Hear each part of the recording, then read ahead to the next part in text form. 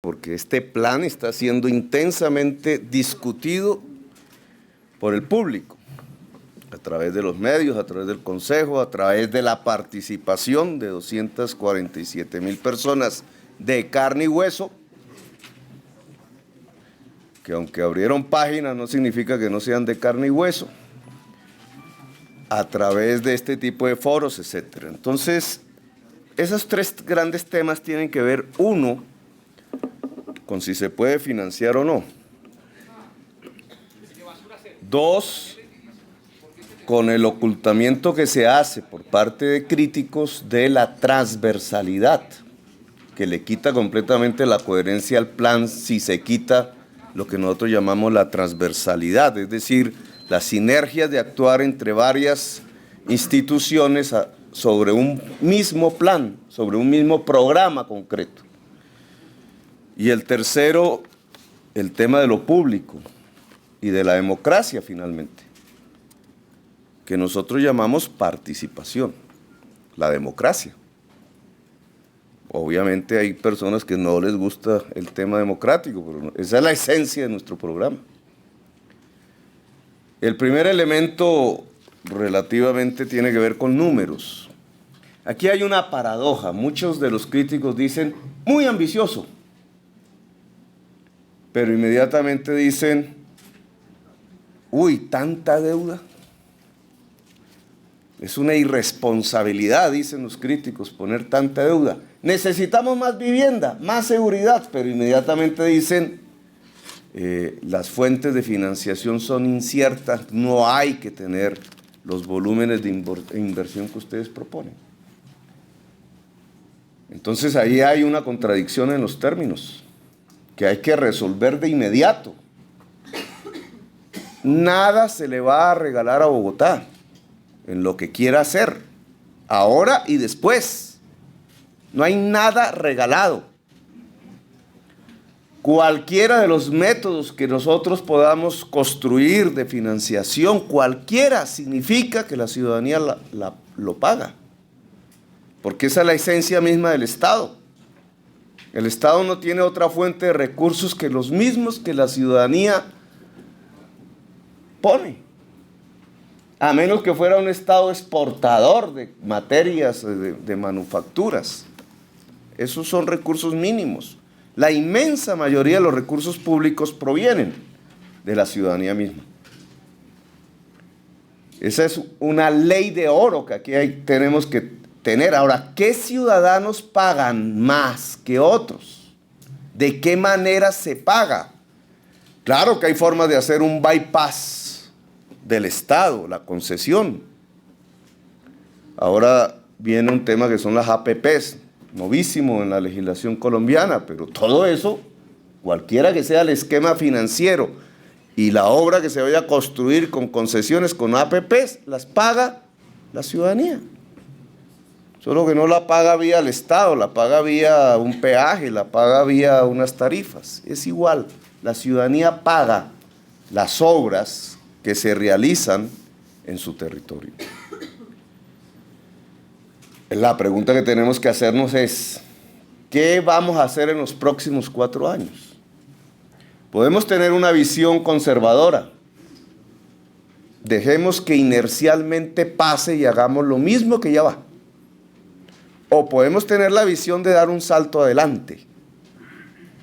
Dar un salto. Bogotá necesita dar un salto en movilidad.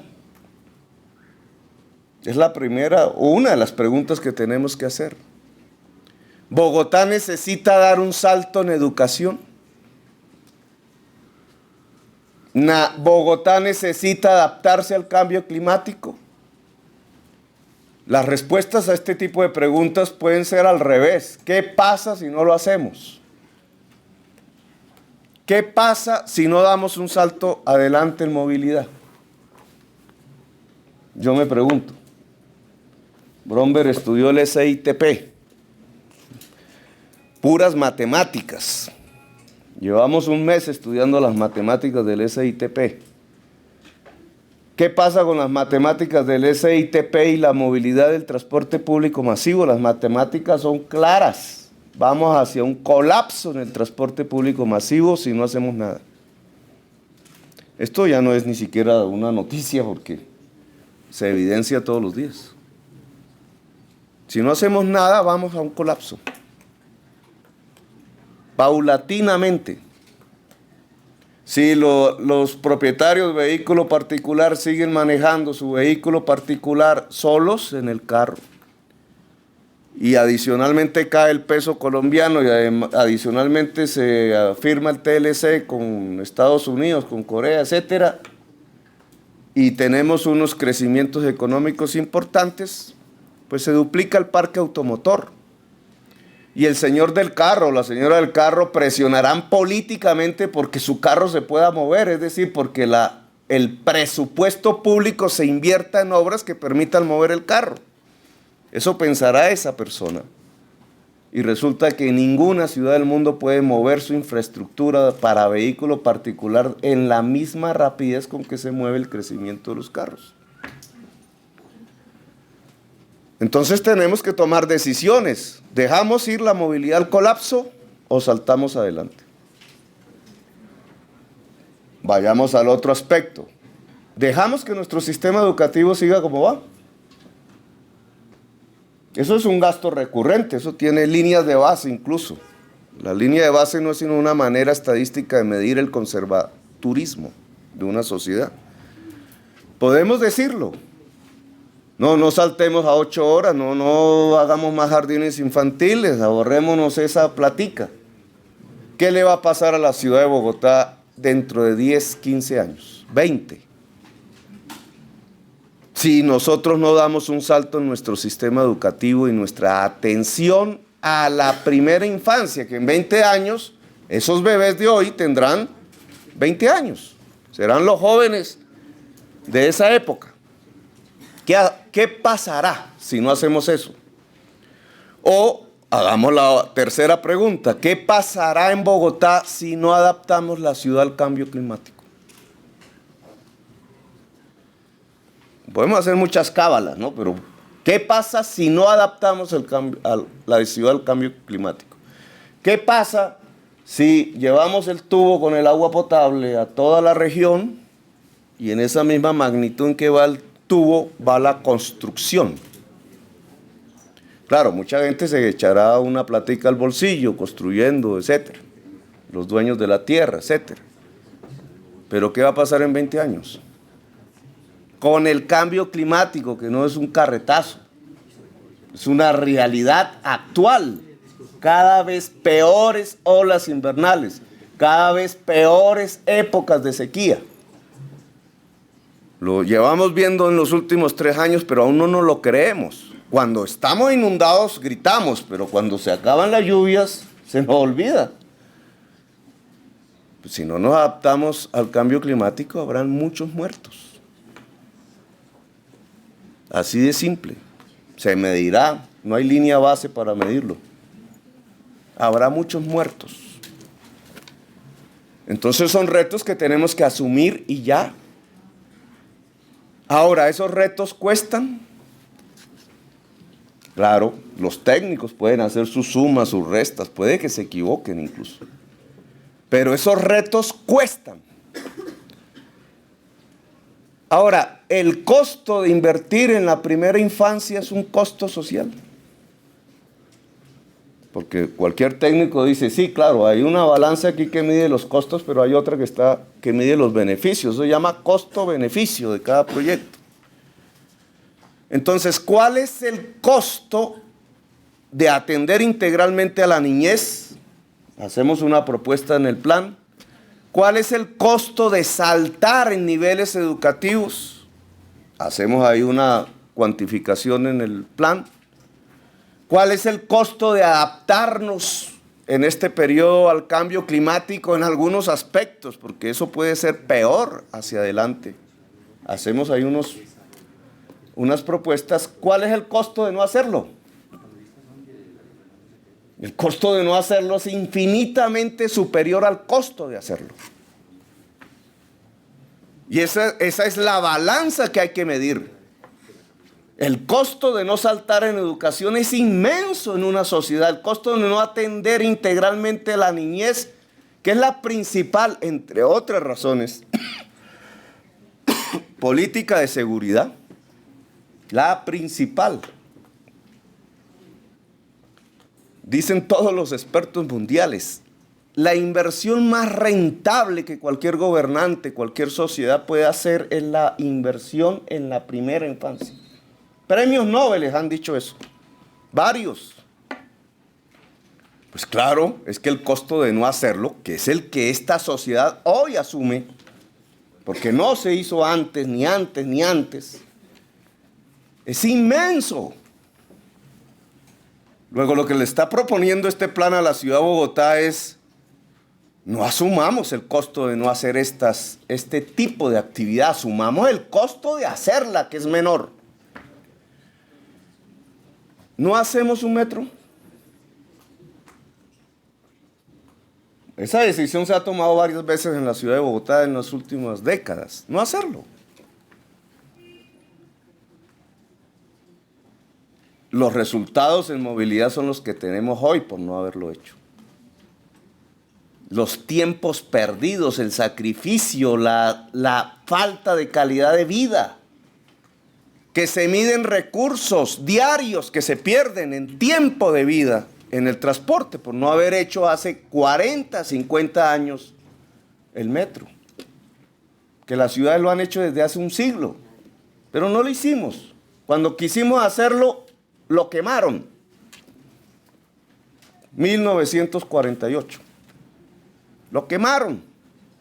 Lo quemaron para meter los buses. Y nos quedamos con los buses. Y ahora nos proponen que sigamos con los buses. ¿Cuál es el costo de no meter los rieles? Veamos esto en términos. Un metro vale, según CENER, 5.4 billones. Le corresponde al distrito 2 billones, 2. Si queremos hacer un metro nos tenemos que endeudar, si los cálculos están bien hechos, en 2 billones. Para hacer 20 kilómetros de una línea de metro. Que no es nada. Si queremos hablar de metro de verdad, no es nada. Si el SITP no tiene más capacidad para transportar personas, en 18 meses colapsa el borde oriental, dice el estudio matemático. Pasamos a 56,000 pasajeros hora. Hoy tenemos 42,000 en la Caracas. Mire lo que pasa en la Caracas hoy. Eso dicen los modelos matemáticos. Luego necesitamos más capacidad de transporte en el borde oriental y el metro va a estar en el 2018. Si es que se cumple el cronograma. Si es que se cumple el cronograma. ¿Qué va a pasar entre hoy y el 2018 con el SITP en el borde oriental? ¿Colapso? Le decimos a la ciudadanía, aguantes el colapso mientras nos terminan el metro en el año 2018. Nos vale tener que dar soluciones. 2 billones vale el metro, pero soluciones de más corto plazo nos valen 3 billones. Para la ciudad de Bogotá, es decir, ahí hay 5 billones para poderle dar más capacidad de transporte a la ciudad. Y si vamos a hablar del sistema educativo, ¿cuánto nos vale que 400,000 jóvenes puedan estudiar no 5 sino 8 horas? La cuantificación más el programa de atención integral a la infancia, etcétera, nos da la mayor parte de la inversión que estamos proponiendo. Porque no es que sigamos con los mismos profesores, nos toca contratar muchísimos más profesores y profesoras. El Estado se vuelve un Estado pedagógico bajo este plan de desarrollo. Un Estado pedagogo. Cambia la estructura del personal, que hoy es de contratistas de corto plazo y pasa a ser su principal fuerza laboral, la fuerza magisterial, en el sentido más amplio de la palabra, que es el que va a la niñez, el que atiende, que desde la salud atiende la medicina preventiva, etcétera. Eso vale. Y entonces la pregunta que tenemos que hacernos después de que sumamos lo que vale, que es lo que está escrito en este plan de desarrollo, si asumimos ese reto. Si eso vale tantos billones de pesos, lo tenemos que pagar como sociedad. Que nos endeudamos, sí, pero tenemos que pagar la deuda. Que vamos a invitar a los privados a que nos ayuden en unas concesiones, en unas APPs, pero se las tenemos que pagar. Y cualquiera de los dos mecanismos mezclados entre sí nos da el mismo resultado. Tenemos que pagar más por ello como sociedad. Es decir, nuestro sistema tributario tiene que variar. Tiene que variar porque aportamos más como sociedad a partir de los tributos diversos, unos más que otros, pero el resultado de ese pago de tributos es un salto adelante en unas materias estratégicas sobre las cuales no podemos decir que no, porque nos van a costar más dentro de 5, dentro de 10 años, más incluso en términos de vidas humanas. Nos han dicho que no se puede. Todas las cifras indican que sí se puede. Solo les voy a entregar algunas para no aburrir con números. La deuda sobre el Producto Interno Bruto, que es la suma de la economía. Para el país, la deuda total nacional sobre la economía nacional es del 42%. ¿Saben cuánto es en Bogotá? La deuda bogotana sobre la economía bogotana es el 1%. ¿Qué es lo que ha pasado en los últimos 10 años después de Peñalosa? Que nos volvimos conservadores en el manejo de la deuda. Conservadores no desde el punto de vista político, sino de actitud. Queríamos tener casa propia, pero no nos endeudamos para tener casa propia. Y toda familia, que la inmensa mayoría sabe que para tener una casa propia tiene que endeudarse. Y tiene que hacer el cálculo. ¿Qué tipo de casa para mi capacidad de endeudarme? Si falla, nos fregamos. Estoy en el primer punto.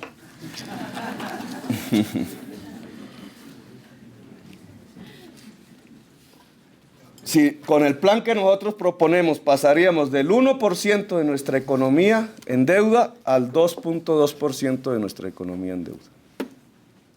Eso es todo lo que proponemos. Pasar del 1%, mientras la nación tiene el 40%, nosotros estamos proponiendo pasar del 1% al 2%. Que no podemos pagarla. Capacidad de pago. La ley 358 del 97 dice que la capacidad de pago se calcula entre intereses y ahorro corriente.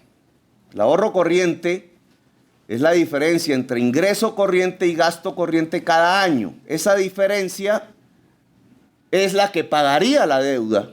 Y la ley dice, para no exagerar, esto después de la crisis del 98, para garantizar que podemos pagar la deuda, esa proporción del pago de deuda cada año no puede ser superior al 40% de la diferencia entre ingresos corrientes y gastos corrientes.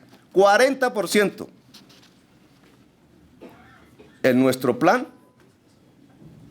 con la deuda que tomamos, es del 2.8%. Mientras la ley dice máximo se gasten en ese porcentaje de ahorro corriente, el 40% del ahorro para pagar de la deuda, nosotros nos gastamos el 2%. Y dicen que no tenemos capacidad de pago. 2 para dar estos saltos que hemos anunciado aquí. En el flujo de gastos, el año más difícil sería el 2020, donde solo nos gastaríamos el 3%, cuando la ley nos impide es el 40%. Y aún hay otro indicador de la deuda, que es la sostenibilidad de la deuda. El indicador de sostenibilidad de la deuda se calcula como la relación entre el saldo de la deuda y los ingresos corrientes, otro indicador. De los ingresos que siempre van a llegar, qué porcentaje tiene la deuda, y eso mide si podemos o no podemos sostener el pago de esa deuda. La ley 358 dice el límite máximo es el 80%. 80% de los ingresos corrientes en un año comparado con el saldo, no con el flujo de pago anual, sino con el saldo de la deuda. Cuando estaba el gobierno 2001-2002, que era el gobierno de Antanas, el saldo de nuestra deuda respecto a los ingresos corrientes era el 75.8%. O sea, casi el límite. Cumplía la ley, pero estábamos a 5 puntos del límite. Con nuestro plan, ¿sabe cuánto es? 20%. Estamos por debajo del límite máximo que nos obliga la ley, 3 veces por debajo. 20%. Cuando Antanas era el 75%, cuando Peñalosa era el 60%. Nosotros quedaríamos en 20%. Pero este 20%, ¿qué nos garantizaría? Las metas que se propone en un plan. El salto en movilidad, el salto en educación, incluida la atención integral a la niñez y la adaptación al cambio climático que proponemos. ¿Damos ese salto o no lo damos? Esa es la primera decisión política, obviamente, que debemos tomar. A mí la verdad, no dar ese salto en estas materias, incluso deberíamos ser más ambiciosos, y ahí Parada tiene la razón en varios puntos, deberíamos ser más ambiciosos. Lo que pasa es que vimos la resistencia política en los medios y no nos atrevimos, pero podríamos hacer más con este tipo de indicadores. Claro, tiene una contrapartida, la tributación, que no es inmensa. Las estadísticas en tributación también está cayendo. Hace 7 años tributábamos más a Bogotá que hoy. Desde el punto de vista del porcentaje de la economía, podríamos hacerlo. Segundo gran tema. No solamente aquí se demuestra que sí podemos. Ahora, lo que estamos proponiendo es cierta la crítica que no estamos invirtiendo en el cambio climático en el río Bogotá, por ejemplo, dentro de la adaptación al cambio climático. Es cierta la crítica que los rieles, ¿para qué los rieles? Ahí hay unas contradicciones de fondo también en los términos. ¿Es que metemos el metro ligero porque es un capricho de Petro? Esa no es la manera como tenemos que definir eso. Además de la enorme ignorancia que este tipo de nuevas tecnologías tiene dentro de nuestra sociedad, porque no las tenemos, solo la gente de Medellín ha logrado avanzar en la práctica, en el transporte multimodal. A ver, ¿solo invertimos 40.000 millones de pesos en cambio climático? ¿Cómo es que estamos haciendo esas cuentas de acuerdo al plan? Y veámoslo desde la perspectiva del cambio climático. Cuando yo digo pasar el transporte sobre combustible fósil al eléctrico, que es agua, en Bogotá, estamos haciendo una de las mayores medidas de mitigación del cambio climático. Esos 5 billones que vale ese proyecto, contando metro, por parte de la ciudad de Bogotá, es uno de los mayores aportes como ciudad estamos haciendo a adaptarnos al cambio climático, o no entendemos qué es el cambio climático. El cambio climático no es un azar de la naturaleza, la producimos nosotros. Y la producimos nosotros, el cambio climático, calentando el planeta a partir de la emisión de gases. Y uno de los principales culpables es el fósil, el petróleo y el carbón. Luego, si nosotros empezamos a mover nuestro transporte, no por el fósil, sino por el agua, electricidad, estamos precisamente en una de las principales políticas de adaptación al cambio climático y vale 5 billones. ¿Cómo es que no se mete los 5 billones a la cuenta? Por una situación mental. Es que no estamos viendo la transversalidad de los programas, sino estamos mirando las casillitas institucionales tradicionales y perdemos la coherencia. Los rieles no es un capricho de Petro, tiene que ver con el cambio climático en la ciudad. Agarren el transporte, incluidos los buses, y péguelos a la gasolina o al diésel, es decir, al petróleo, y vea qué va a pasar en 20 años. Cualquier técnico o experto del mundo en esta materia nos diría, eso es una vulnerabilidad inmensa. Ahora, esta energía que tenemos, me vas a disculpar, esta energía que tenemos, ¿qué es? Agua. Y si la medimos por unidad, incluso en un bus, cantidad de energía eléctrica por kilómetro comparado con la gasolina, ¿cuánto nos da? Costos. Precio internacional del petróleo, 89 centavos por kilómetro. Si yo uso esta energía, ¿cuánto me da? 22 centavos por kilómetro. El absurdo de 1948 que queremos reproducir aún en el 2012. Una ciudad rica en energía eléctrica en base al agua, barata, decide pasar a mover su transporte a partir del carbón y del fósil. Y comete un gravísimo error que aún queremos perpetuar. Si nosotros hubiéramos movido esos viejos tranvías y los hubiéramos modernizado y hubiéramos dado el salto de integrar esa red y electrificarla como proponían en el 48, estamos hablando de otra manera. Demos el salto. No son las estadísticas, yo leí el artículo, pues que el señor habló conmigo. El señor director de la CAF Traverso, él habló conmigo. Después de la conversación con Traverso, yo tomé la decisión de que se metiera al Consejo el famoso proyecto del cupo de endeudamiento.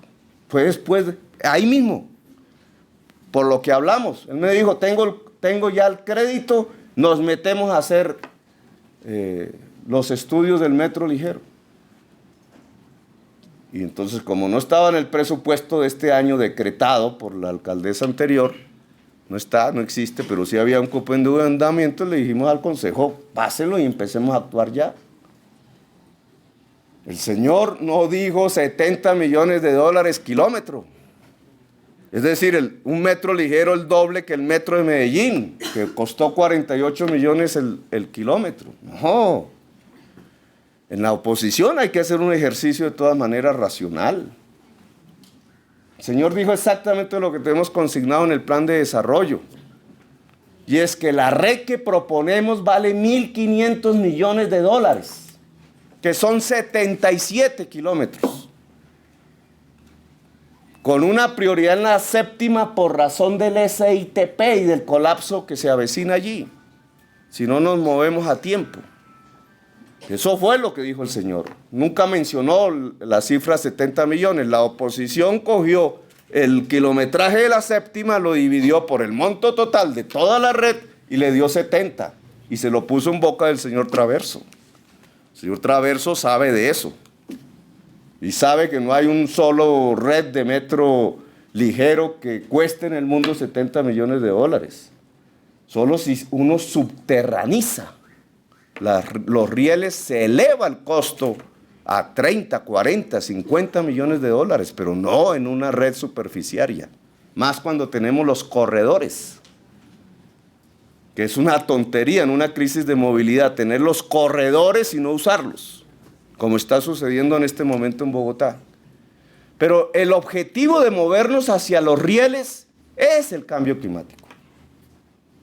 Toda la política de hábitat que aquí no se contó, que es redensificar el gran centro ampliado, que son 2.200 hectáreas, que es el plan de renovación urbana más grande del mundo, que estamos proponiendo, obviamente no de la noche a la mañana, tiene que ver con adecuar el urbanismo de tal manera que no sigamos expandiendo la ciudad sobre el agua, contra el agua. Esa es una de las esencias de la política de adaptación al cambio climático. ¿Cuánto vale eso en el plan? Sin contar las inversiones privadas que eso implica. Esas cuentas tienen que ser llevadas al gran programa de adaptación de la ciudad al cambio climático. Que no tenemos región. ¿Quién dijo que se articula la región a partir de la carretera pavimentada? La región se articula a partir del agua, sin que no discutamos la carretera pavimentada, se articula a partir del agua. El agua es el gran ordenador del territorio. Si yo llevo el agua potable en masa a la sabana, en 10 años, lo que tenemos en Sao Paulo, en la sabana de Bogotá. Por eso el gran pacto regional tiene que ver con el territorio, y entre el territorio con el uso del agua, la gobernanza del agua. Finales del año pasado en la Comisión de Empalme dijimos la prioridad de las regalías de Bogotá son los 3 páramos. Parte de ellos son territorio bogotano, pero la inmensa mayoría de ese territorio es cundinamarqués. Y dijimos, la forma de articular en transporte la región es la vía férrea. ¿Por qué vía férrea en la séptima? No solamente porque en el centro no pueden entrar los Transmilenios en doble vía, sino porque allá afuera, en la calle 193, en Palma, en realidad en la calle 109, en Palma, con una vía férrea existente que si se adecua nos lleva hasta Zipaquirá. ¿Por qué el metro ligero en la vía Fontibón desde la estación de La Sabana? Porque al llegar allá al límite de Bogotá, en Palma, con una vía férrea que nos lleva hasta Faca. ¿Y por qué la férrea? Porque al llegar por el lado sur, en Palma hacia Suacha, en un corredor férreo ya existente. El que no vayan las tractomulas en las carreteras no significa que no se articula la región, sino que la articulamos de una manera diferente bajo el criterio de adaptar la región al cambio climático. Es decir, de priorizar el agua como elemento articulador del territorio. Y finalmente, el tercer elemento. Aquí hay muchos temas que podríamos analizar. De transversalidad que se está desconociendo y entonces se muestra un plan incoherente. Están en este momento abriendo los huecos para llevar, no es ni abrir huecos, para llevar la fibra óptica a los colegios existentes. La fibra óptica significa 100 megas por colegio. En 800 y pico infraestructuras porque se suma a las de salud. Eso lo hace ETB. Se hace con 2 decisiones que tomamos en su junta. La primera, no reinvertir utilidades de este año, y segunda, un cupo de endeudamiento de $600 millones de la empresa, que no entra aquí porque es una empresa mixta. ¿Qué va a pasar si llegan 100 megas a cada colegio y a cada hospital de la ciudad? Hoy llega 1 mega para 2.000 y 3.000 estudiantes. Es decir, nuestros estudiantes no pueden usar un computador en su curso ni en su colegio realmente. Mientras el mundo va volando. Si nosotros llevamos esas 100 megas en menos de un año, resulta que la brecha digital, por lo menos en la estructura educativa de nuestra ciudad, se cierra completamente. Una de las pocas ciudades del mundo, entre otras, en tener una red de fibra óptica domiciliaria. ¿Quién hace eso? ¿La Secretaría de Educación? No, lo hace ETB, pero es transversal a nuestra tesis de construir una sociedad del conocimiento. Está en el FOPAE el traslado de las 3.000 familias que habla el plan de reubicación solamente. No, el FOPAE se encarga de 3.000 familias, pero ¿y el capítulo de atención a víctimas? ¿Dónde creen ustedes que viven las víctimas de la violencia en Bogotá? Al lado de las quebradas, en los ricos esos, en las laderas, en el alto riesgo. Esa plata también va para la reubicación. Y el principal programa que se ha vuelto del gobierno nacional en medio de esta discusión, porque esa sí no la teníamos prevista y no está cuantificado en el plan, pues no la teníamos, cambio del gobierno en la materia de vivienda de interés prioritario dado hace unas semanas. Significa casi, si logramos, parte del Consejo está planteando sacar los temas del POT del plan, que es lo que Blomberg felicitó precisamente, eso se está planteando sacarlo. Yo creo que debería adecuarse, porque como no conocíamos lo que iba a hacer el gobierno nacional, pues tampoco se planteó exactamente, pero debería adecuarse.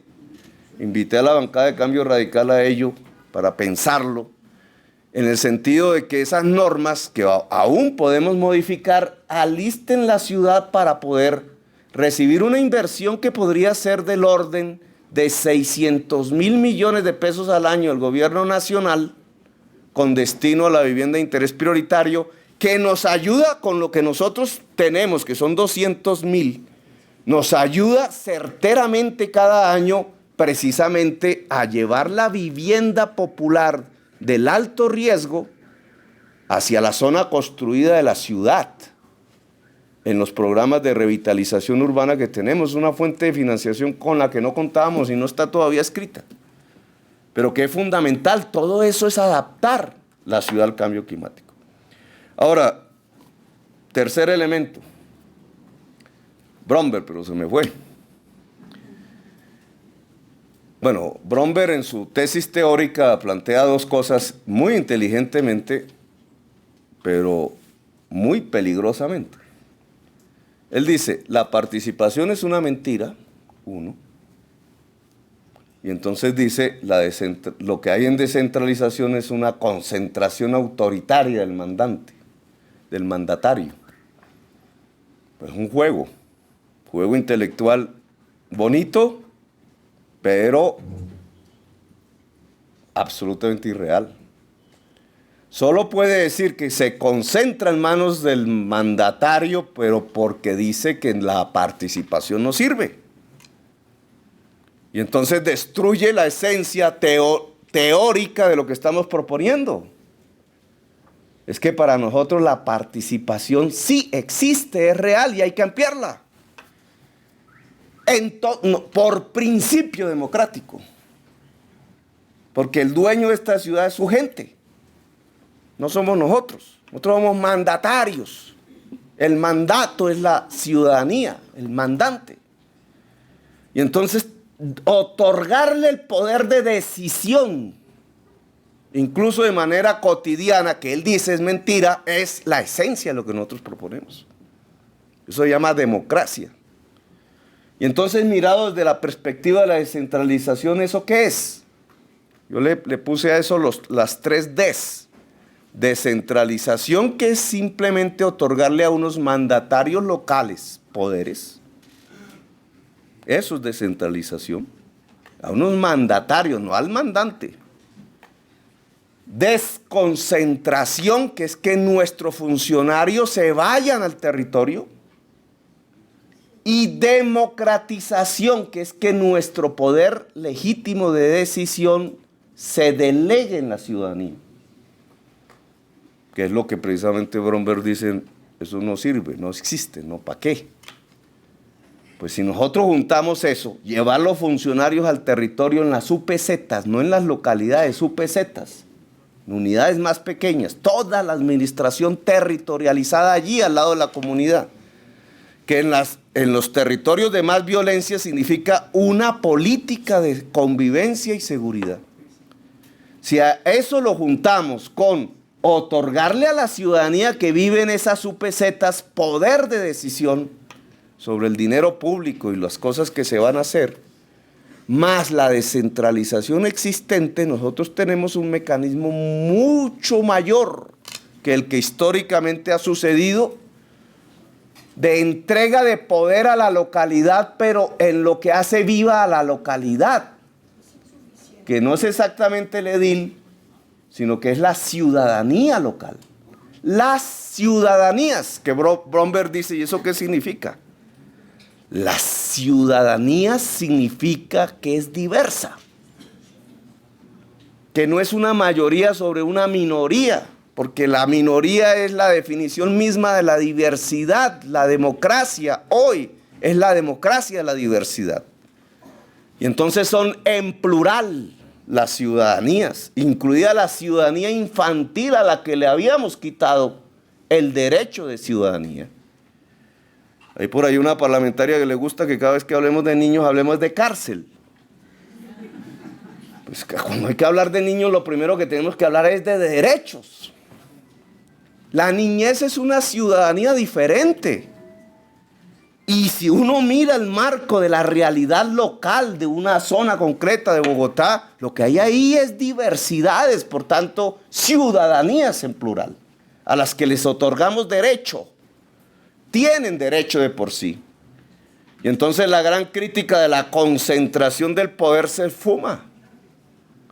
Porque al contrario, lo que estamos haciendo es que poderes ya constituidos en el mandatario, como hacer un proyecto de presupuesto, que nos obliga a nosotros a reunirnos entre 3 y hacer un proyecto de presupuesto y presentárselo al Consejo.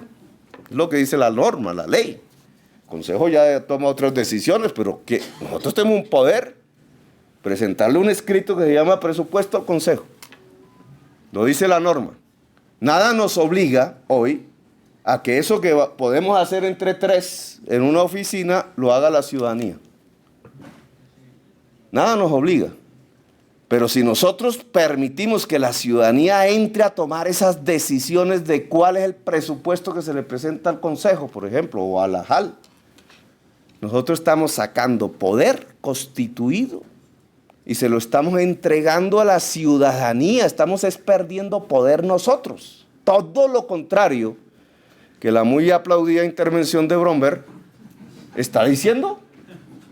Estamos haciendo lo contrario de lo que la intervención de Bromberg está proponiendo. No estamos concentrando poder. Lo estamos cediendo a las decisiones de la ciudadanía misma a partir de estos instrumentos de participación que indudablemente hay que perfeccionar. Es que nunca en Bogotá, nunca, ni en el gobierno de Bromberg, ni en Mocos, ni en Peñalosa, ni en Lucho, ni en Samuel, ni mucho menos antes de ellos, antes de la Constitución del 91, ni siquiera esta palabra existía. Nunca se había entregado poder de decisión a la ciudadanía para hacer un plan de desarrollo. Hoy imperfectamente, porque hay que reconocerlo, como nunca se había hecho, logramos que participaran unos más que otros, de una manera más colectiva unos que otros y otras. 247,000 personas. Antes la cifra, si queremos una línea base, antes la cifra era 0. Hoy son 247,000, debería ser más. Y más perfeccionados los instrumentos, indudablemente. Pero esto es un salto de la democracia. Un salto de la democracia diversa, plural. Ahí no se le dijo a la gente, usted es progresista, usted es liberal, usted es de cambio, nada. Todo el mundo entró a participar, todo el mundo no, ese grupo de personas entró a participar. Ahora tenemos que saltar más hacia adelante. Pero la descentralización que proponemos con la desconcentración del Estado, con la democratización, indudablemente no es darle más poder al edil. Es darle más poder a la ciudadanía. Y ese es el eje, el tercer instrumento fundamental de la Bogotá Humana Ya, pero obviamente me extendí mucho en mi intervención, así que esperaría responder preguntas.